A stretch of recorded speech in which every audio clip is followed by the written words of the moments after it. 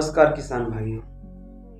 हम आज बात बस इसके लिए करेंगे कि बहुत सारे किसान हैं जो कि नए हो या पुराने हो। जरूरी नहीं कि हर कोई बहुत ही सटीक और अच्छा करता होगा, लेकिन हम ये जरूर जानते हैं कि हर एक किसान कुछ न कुछ गलती जरूर करता है।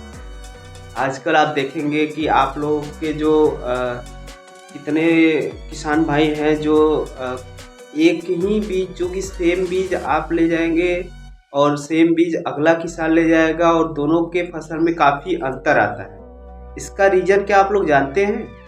आप लोग तो बस ये सोचते हैं कि भाई साहब वो तो लेके गया है सेम बीज, बट उसका जो फ्रूटिंग हुई है या फ्लावर आई है या तो जो भी प्रोडक्शन हुआ है वो काफ़ी शानदार हुई है और मेरा नहीं हुआ है। तो आपके अंदर क्या बहुत सारे किसान हैं जिसके अंदर एक भावना जाग जाती है, जिसको जलन वाली भावना, जैसे भाई साहब मैंने भी तो वही चीज़ किया था और उसने भी वही चीज़ किया था, सेम मैंने खाद डाला, उससे ज़्यादा ही खाद डाला। तो भाई साहब हम आपको बता दें कि खाद डालने से बहुत ज़्यादा प्रोडक्शन नहीं होता है। प्रोडक्शन होता है किसी भी फसल को उसके सही तरीके से खाद डालना, दवा डालना, और सबसे बड़ी जो ज़रूरत होती है कि उसको सुपाच्य यानी कि भोजन जो उसको दे रहे हैं क्या वो पौधा पूरा ले रहा है। ये तो आप कभी नहीं सोचेंगे। आप बस लगा दिए, 1 किलो की जगह हम 3 किलो यूरिया दे देंगे, 4 किलो डाई दे देंगे, 5 किलो जिंक दे देंगे, जितना मानो उतना दे देंगे कि हाँ आज लगाए कल फर जाए, ऐसा कभी नहीं होता। तो इसके लिए सबसे ज़रूरी है कि आपको वो छोटी छोटी चीज़ें जाननी चाहिए जिससे कि हमारा जो फसल होता है वो कितना अच्छा हो, कितना अच्छा प्रोडक्शन निकले। अगर प्रोडक्शन निकले भी तो उसकी क्वालिटी कैसे हम बिल्ड करें, अच्छा करें। तो इनके लिए आपको बहुत सारे ऐसे पॉइंट हैं जिसको जानना ज़रूरी है। तो हम आज कुछ बातों पे पॉइंट पे जो है कि बात करेंगे। जैसे कि आपने खेत की तैयारी की, अच्छी की, लेकिन वही एक किसान जो जिसका फसल काफ़ी अच्छा होता है उसने भी आपके साथ ही सारी चीज़ें काम की। जिस दिन आपने खेत की जुताई की उसी दिन उसने भी की, उसी तरीके से की जिस तरीके से आपने किया। लेकिन नहीं, जब प्रोडक्शन हुआ, जब प्लांट की ग्रोथ हुई तो वो आपसे कहीं ज़्यादा अच्छा उसका हुआ। क्यों? क्योंकि उसको जानकारी है, वो पुराना किसान है, ये मैटर नहीं करता, उसके पास जानकारी अच्छी है कि कैसे पैदा करें। तो हम सबसे पहले बात करेंगे इस बात पे कि आप जो समय चल रहा है, अगर वर्षा ऋतु चल रही है या ठंडी के मौसम है या तो गर्मी का मौसम है, तो हम पहले बीज का जो चुनाव करते हैं, हर मौसम के लिए अलग अलग बीज आती है। तो सबसे पहले कुछ गलतियां करते हैं किसान लोग कि हाँ भाई ये तो बहुत बढ़िया प्रोडक्शन आया था, उसने लगाया था, उसका देखा देखी मत करिए।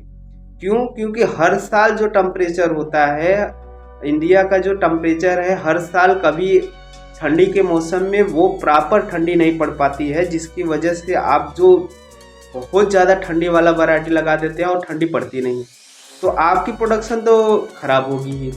अब अगला आदमी क्या करता है, वो जो कि लेता है सीड, तो उसको पता है कि इस साल टेम्परेचर कैसा होगा कैसा नहीं।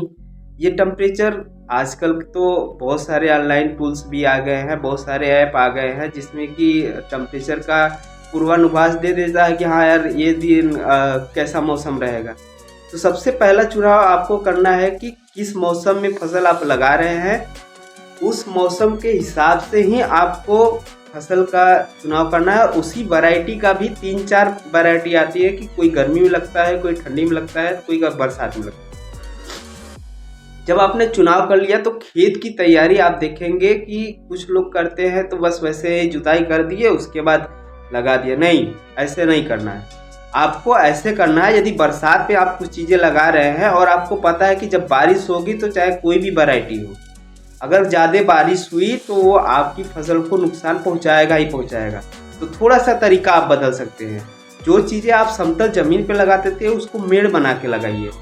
लोग आप बनाएंगे तो बहुत सारे लोग आपको देखेंगे, बोलेंगे कि अरे ये पागल हो गया। पागल उनको बोलने दो जिस दिन आपकी प्रोडक्शन आएगी, जिस दिन आपकी क्वालिटी आएगी, जिस दिन आपको कमाई होगी, उस दिन उनकी भी आंखें खुल जाएंगी। तो आप लोगों की बातों को मत सुनिए, आप खुद से जो करना चाहते हैं वो करिए। पहला चुनाव आपने कर लिया। और दूसरी बात ये है, दूसरी पॉइंट अगर बात करें तो आपने जिस खेत में लगाया, क्या उस खेत का पीएच मान जो होता है, खेत की एक वैल्यू होती है जिससे ये पता चलता है कि कौन सा प्लांट उसमें सक्षम रूप से कम खर्चे में, अगर भूमि की पीएच मान अच्छी है और आप मिर्चा लगा रहे हैं, अगर उसका पीएच मान मान लीजिए कि 7.8 पीएच मान पे वो बहुत अच्छा होता है और आपका पीएच मान क्या है कि 10 पीएच मान है, तो आप अगर उसमें लगाएंगे तो कहाँ से होगा। अब मान लीजिए कि आपको इंडिया के यूपी में रहने वाले हैं जहाँ पे ठंडी गर्मी बरसात सारी चीज़ें हैं, यदि आपको लंदन भेज दिया जाए, वहाँ पे हमेशा ठंडी रहती है, तो आप कैसे जीवित रह पाएंगे।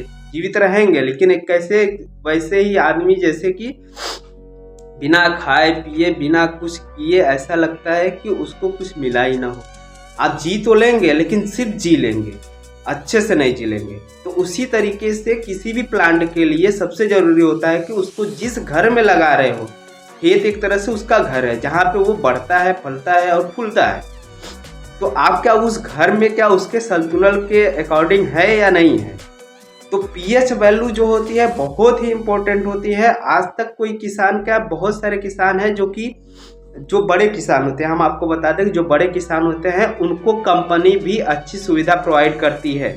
आपके पास छोटी सी किसानी है, आपके पास 10 बिस्सा 15 बिस्सा 1 बीघा 2 एकड़ ऐसे ही ज़मीन होगी, तो आप क्या करेंगे, कोई कंपनी आप पे ध्यान नहीं देगी। कंपनी को तो ये चाहिए कि बस मेरा प्रोडक्शन अच्छा होना चाहिए और मेरा जो प्रोडक्ट बिक रहा है, सीड वो बिक रहा है, उससे हमें क्या लेना। लेकिन जो बड़े लेवल के किसान होते हैं उनको कंपनियां पीएच स्केल प्रोवाइड करती हैं, वहाँ पे उनके आदमी जाते हैं तो उनके मिट्टी का जो होता है पीएच टेस्ट करते हैं और टेस्ट करने के बाद वो बताते हैं कि हाँ इसमें कम है या ज़्यादा है। यदि आप मिर्चा लगाने वाले हैं, गोभी लगाने वाले हैं, तो उसके लिए क्या पीएच मान होना चाहिए, वो पीएच मान वही क्या होता है बताते हैं, जिससे कि वो पीएच मान यदि ज़्यादा है तो उनको कम करने का भी तरीका है, अगर कम है तो ज़्यादा भी करने का तरीका, जिससे कि एक लेवल हम बना देते हैं कि कोई भी प्लांट लगाए तो उसमें रोग, बीमारी, कीट ये सब कम लगते हैं। कम कब लगेंगे, यदि आप मान लीजिए कि आपको कमजोरी है तो आपके पास बीमारियों की एक लिस्ट बन जाएगी कि आपके पास कितनी बीमारियां हैं। यदि वही आप खाए पिए अच्छे से हैं, आप खा पी रहे हैं, तंदुरुस्त हैं, तो आपको बीमारी नाम मात्र की आएगी। सेम कंडीशन अप्लाई होता है हमारे पौधों के ऊपर। यदि वो अच्छे से खाए पिए हैं, यदि आपने 1 किलो यूरिया दिया तो उनको 1 किलो यूरिया से जो मिलने वाला भोजन है अगर उनको बराबर मिलता है तो वो जल्दी बीमार नहीं होंगे। और आप अगर वो बीमार भी होते हैं तो वो थोड़े से ही दवा में एकदम स्वस्थ हो जाएंगे। तो आप हमारी बातों को ध्यान दें। तो आप सबसे बड़ी ध्यान दें कि कैसे। तो हम इस वीडियो में बस इतना ही बात करेंगे।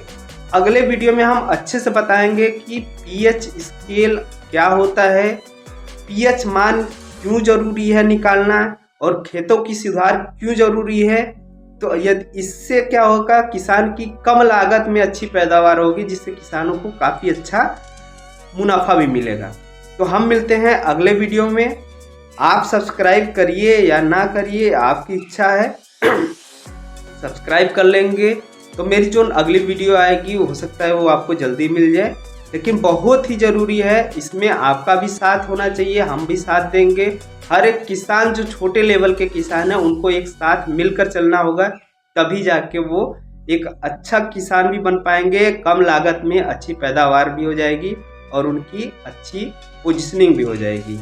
तो हम मिलते हैं अगले वीडियो में, और अगले वीडियो में मिलने के लिए आप चैनल को सब्सक्राइब कर सकेंगे तो और अच्छा है कि आपको जानकारी अच्छी मिल जाएगी। ये चीज़ें आपको हर एक किसान, हर एक वीडियो बनाने वाला नहीं बताएगा, आप जाके देख लीजिए। मैं इसमें एकदम ग्राउंड लेवल से बताऊंगा। क्योंकि मैं खुद एक किसानी करता हूं और मेरे पास बहुत ज़्यादा बड़ा खेत नहीं है, मेरे पास केवल 1.5 बीघा खेत है और उसी में मैं पैदावार करता हूं। इस टाइम पे आज मैं वीडियो ये बना रहा हूं जो कि जुलाई का 18 तारीख है, और इस समय मेरा जो गोभी का प्लांट है इतना अच्छा हो गया, इतना बड़ा हो गया, मैं भी उसको भी दिखाऊंगा। और मैंने मल्चिंग करके दिखाया है, लगाया है। मल्चिंग क्या होता है, कैसे लगाया जाता है, छोटे किसानों के लिए बहुत बड़ी समस्या होती है। आप बड़े किसानों की अपेक्षा, बड़े किसानों के पास बहुत सारे टेक्निकली चीज़ होती है, ट्रैक्टर होते हैं, वो फटाक दे मल्चिंग बिछा देंगे, लेकिन आप कैसे बिछाएंगे? आपको बिछाने के लिए तरीका चाहिए, जुगाड़ चाहिए, क्योंकि आपके पास जुगाड़ के अलावा और कोई ऐसा चीज़ नहीं है जिससे कि आप कुछ कर पाएँ। ठीक है, फिर मैं मिलता हूँ अगले वीडियो में। अगला वीडियो देखने के लिए आप चैनल को सब्सक्राइब करते हैं। यदि ये वीडियो अच्छा लगा हो तो आप लाइक भी कर सकते हैं। बाकी अगर कुछ गलत बोला हूँ तो उसके लिए कमेंट करिए, मैं अगले वीडियो में उसको सुधारूंगा और अच्छी जानकारी दूंगा, यही कोशिश करता हूँ। मिलते हैं अगले वीडियो में, तब तक के लिए नमस्कार।